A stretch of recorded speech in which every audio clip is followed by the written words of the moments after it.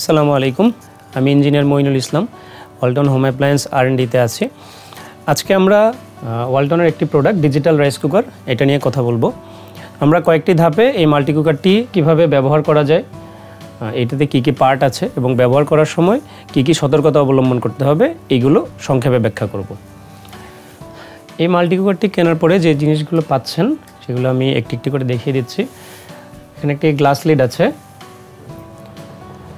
চাল এবং পানি পরিমাপ করার জন্য একটি পরিমাপক কাপ আছে, আমরা এটাকে মেজারিং কাপ বলি। রান্নার সময় খাবার নাড়ার জন্য একটি স্প্যাচুলা আছে। খাবার রান্নার পাশাপাশি সিদ্ধ করার জন্য একটি স্টিমার আছে। একাধিক রান্না করার জন্য দুইটি ইনার পট পাচ্ছেন, একটি অ্যালুমিনিয়াম ইনার পট এবং আরও একটি অ্যালুমিনিয়াম ইনার পট। ইনার পট দুইটি দেওয়া হয়েছে যাতে করে একটির পরে অন্য আরেকটি রান্না করা যায়, এবং স্টিমার দেওয়া হয়েছে যাতে রান্নার সময় একই সাথে খাবার সিদ্ধ করা যায়। রান্নার সময় এই স্টিমার দিয়ে ডিম সিদ্ধ করতে পারবেন, আলু সিদ্ধ করতে পারবেন, অথবা কোনো সবজি চাইলে সিদ্ধ করতে পারবেন। এবং উপরে একটি গ্লাস লিড দেওয়া আছে, যে গ্লাস লিডটি দিয়ে রান্নার সময় ভিতরে খাবার সিদ্ধ হয়েছে কিনা, কতটুকু সিদ্ধ হয়েছে, কতটুকু রান্না হয়েছে সেটুকু দেখা যায়। এবার আমি দেখাবো কিভাবে মাল্টি কুকারটি ব্যবহার করা যায়। শুরুতেই পাওয়ার দেওয়ার পরে এরকম একটা ডট লাইন আসবে, তখন আমরা দেখে বুঝতে পারবো যে মাল্টি কুকারটি চালু হয়েছে। এখন এই মাল্টি কুকারটিতে দেখুন দুইটি মাত্র ফাংশন আছে। এই দুইটি ফাংশন দিয়েই যাবতীয় যতগুলো রান্না আছে সবগুলো রান্না করা যাবে। প্রথম ফাংশনটি হচ্ছে রাইস কুকিং ফাংশন। এই ফাংশনটি সাধারণ যে রাইস কুকার আছে সেই রাইস কুকারের মতো অটোমেটিক্যালি কাজ করবে। আমরা ব্যবহার করার সময় মাল্টি কুকারের সাথে দেওয়া মেজারিং কাপ দিয়ে চাল এবং পানি মেপে ইনার পটে দিব। দেওয়ার পরে রাইস কুকিং ফাংশনটা প্রেস করব। প্রেস করার পরে দেখবেন এই যে গোল বক্সটা আছে সেটা ব্লিঙ্ক করবে। 3 সেকেন্ড পরে এটি চালু হবে এবং ব্লিঙ্ক বন্ধ হয়ে গিয়ে সার্কুলেট করতে শুরু করবে। এটা দেখে আমরা বুঝতে পারবো যে রান্নাটা চালু হয়েছে। এবং এই রান্নার সময় এই মাল্টি কুকারটির সামনে দাঁড়িয়ে থাকার কোনো প্রয়োজন নেই, আপনি চাইলে অন্য কোনো কাজ করতে পারেন। এই রান্নাটি অটোমেটিক্যালি শেষ হয়ে যাবে। যখন শেষ হয়ে যাবে তখন একটি ব্লিঙ্ক সাউন্ড করবে এবং ওয়ার্ম চালু হয়ে যাবে। ওয়ার্ম চালু হয়েছে কিনা এটা বুঝতে গেলে ডিসপ্লেতে এরকম একটি টাইমার দেখাবে। টাইমারের টাইম দেখে আমরা বুঝতে পারবো যে কতক্ষণ ধরে এই মাল্টি কুকারটি ওয়ার্ম মোডে আছে। তো এভাবে হচ্ছে আমরা রাইস ফাংশনটি ব্যবহার করতে পারবো।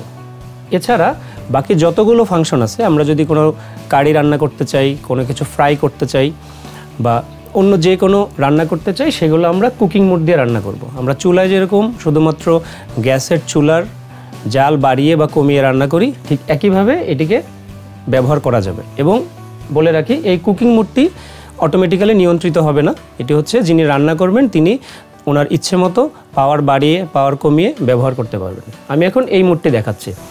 কুকিং মোডে যখন আমরা মাল্টি কুকারটিকে চালাবো তখন এই মাল্টি কুকারের ভিতরে যেই ইনগ্রেডিয়েন্টগুলো দেওয়ার প্রয়োজন পড়ে, ধরেন আমি ভাজি করতে চাচ্ছি তাহলে তেল দিব। তেল দেওয়ার পরে আমি কুকিং মোডটা প্রেস করব। প্রথমে প্রেস করলে এখানে যে দেখা যাচ্ছে সেটা হচ্ছে পাওয়ার দেখা যাচ্ছে, কত পাওয়ার দিব। এই পাওয়ারটা আমি চাইলে কমাতে পারি। আমি সর্বোচ্চ এখানে 1000 ওয়াট নিবে এই মাল্টি কুকারটি এবং সর্বনিম্ন 100 ওয়াট নিবে। এভাবে করে আমরা চুলায় যেভাবে জাল বাড়িয়ে বা কমিয়ে ব্যবহার করতে পারি সেটা করতে পারবো।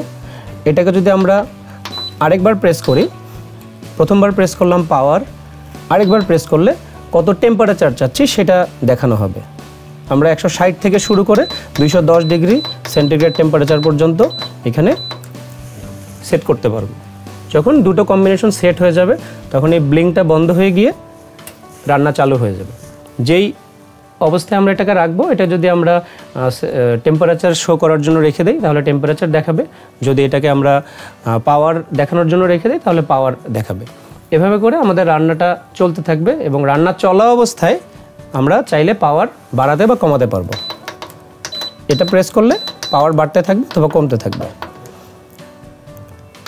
পরবর্তীতে যখন আমাদের রান্নাটা শেষ হয়ে যাবে তখন আমাদেরকে ওয়ার্ম বা ক্যান্সেল এই বাটনটা প্রেস করলে রান্না শেষ হয়ে যাবে। যদি আমরা ক্যান্সেল করতে চাই তাহলে 2 বার প্রেস করতে হবে, তখন এই ডট লাইনগুলো আসবে, তার মানে আমাদের মাল্টি কুকারটি কোনো পাওয়ার নিচ্ছে না। আর যদি আমরা ওয়ার্ম দিতে চাই তাহলে একবার প্রেস করতে হবে, তখন একটা টাইমার দেখাবে। যখন ওয়ার্মে থাকবে তখন রান্নার যে মেনুটি আছে সেই মেনুটিতে হালকা করে একটু হিট দিতে থাকবে, যাতে করে এই রান্নাটা লম্বা সময় ধরে গরম থাকে। কিন্তু যদি আমরা ক্যান্সেল করে দেই তাহলে এই রান্নার যে আইটেমটা আছে সেই আইটেমে কোনো পাওয়ারই দিবে না, এটা জাস্ট টোটালি পাওয়ার অফ হয়ে গেল। এখন এটা নিজের মতো এই পটের মধ্যে থেকে যাবে এবং চাইলে যিনি ব্যবহার করছেন এই পটটি তুলে নিয়ে খাবারটি সার্ভ করতে পারবেন। এখন আসি, আমাদের এই মাল্টি কুকারটিতে খুবই সুন্দর একটি ফিচার আছে, সেই ফিচারটি হচ্ছে ডিলে ফাংশন। এটি রান্নার কোনো ফাংশন না, এটা হচ্ছে আমি কতক্ষণ পরে রান্না করতে চাচ্ছি। যেমন ধরেন আমরা যখন রমজান মাসে আমরা যেটা করি, সেহরির আগে আমরা রাতেই খাবার তুলে দিয়ে তারপরে রান্না চাপিয়ে দিই, তারপরে যেটা হয় রান্নাটা শেষ হয়ে যায় কিন্তু ওয়ার্ম মোডে প্রায় 3 ঘন্টা 4 ঘন্টা পর্যন্ত খাবারটা থেকে যায়।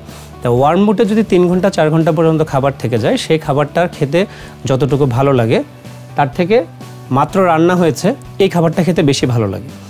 এই ডিলে ফাংশনটিতে এই যে ফিচারটা আছে সেটা খুব ভালোভাবে ব্যবহার করা যাবে। যেমন ধরেন আমরা রাত্রে 3টার সময় রান্নাটা শুরু করতে চাই, এখন রাত 10টা বাজে, আমাদের হাতে 5 ঘন্টা সময় আছে। ধরেন আমরা রাইস রান্না করব, প্রথমে রাইস বাটনটা প্রেস করব, এরপরে ডিলে বাটনটা প্রেস করব। আমি কতক্ষণ দিতে চাই 30 মিনিট করে করে বাড়বে, আমরা 5 ঘন্টা দিলাম। 5 ঘন্টা দিয়ে রাইসটা আবার প্রেস করব, এবার দেখেন 3 বার ব্লিঙ্ক করে টাইমার শুরু হয়ে যাবে। এই যে টাইমার শুরু হয়ে গেল যে এই রাইস কুকিংটা 5 ঘন্টা পর থেকে শুরু হবে। তাহলে এখন রাত 10টা বাজে, রাত 3টার সময় রান্নাটা শুরু হবে, 3:30টার সময় ভাত রান্নাটা শেষ হয়ে যাবে। আমি 3:30টার সময় উঠে একদম মাত্র রান্না হয়েছে এরকম একটা খাবার খেতে পারবো।